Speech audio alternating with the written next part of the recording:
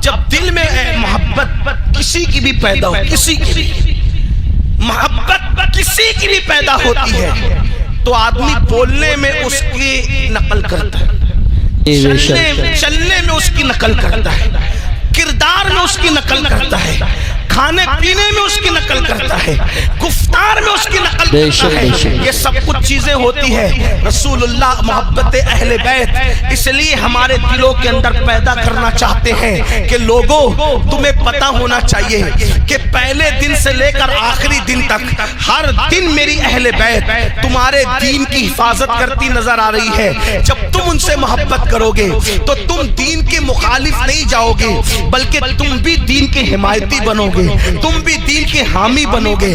لیکن شومی قسمت کہ آج اہل بیت کی محبت یا رسول اللہ کی محبت یا اولیاء کی محبت اس کا مفہوم ہی لوگوں نے بدل دیا۔ محبت اہل بیت کا مطلب کیا؟ شربت، کھچڑا، نیاز، گرما گرم راوزیوں کی نقل والا، رسومات والا محرم۔ اب تو سنیوں والا محرم بہت سارے علاقوں میں دیکھنے کے لیے آنکھیں ترس رہی ہیں، اور ظلم اور دہشت گردی کا ماحول لوگوں کا یہ ہے کہ علماء کو بولنے کی بھی اجازت نہیں، علماء کو بولنے کی بھی اجازت نہیں۔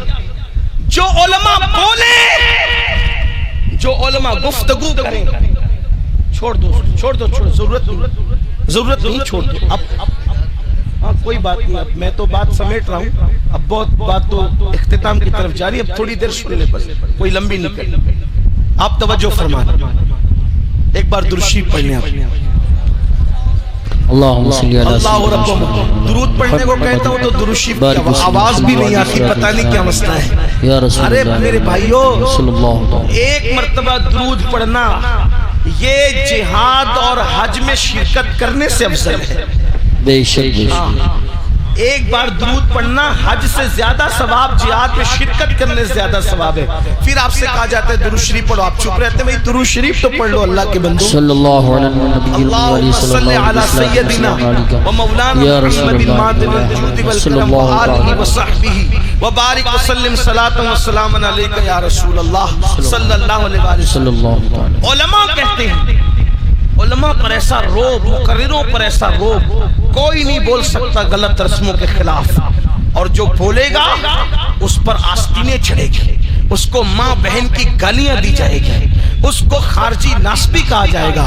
میں تم سے پوچھنا چاہتا ہوں، کڑوں کو اہل بیت کی محبت کا نام دینے والوں، ناڑوں کو اہل بیت کی محبت کا نام دینے والوں، کالے پیلے کپڑوں کو اہل بیت کی محبت کا نام دینے والوں، کلر سے محبت کا کوئی تعلق نہیں ہے بلکہ کردار سے محبت کا تعلق ہے، دلوں سے محبت کا تعلق ہے۔ اللہ کے رسول صلی اللہ علیہ وسلم جو اہل بیت کی محبت کی دعوت دے رہے تھے، اس لیے دے رہے تھے تاکہ اے لوگوں، جس وقت لوگ گمراہی کے دلدل میں پھنسے اس وقت تمہیں امام حسین کا کردار یاد ہونا چاہیے کہ حسین نے کس طرح کردار سے زندگی گزاری، امام علی مقام کی زندگی کیا تھی، امام حسن پاک کی زندگی کیا تھی، ان کی زندگیاں ہم بھول گئے۔ میں آپ سے پوچھنا چاہتا ہوں، آپ مجھے بتائیں کہ کربلا کے 3 دن صرف ہم امام علی مقام کو دیکھ لیں اور پھر اپنے آپ کو دیکھیں، بہت توجہ کے ساتھ آپ سننا۔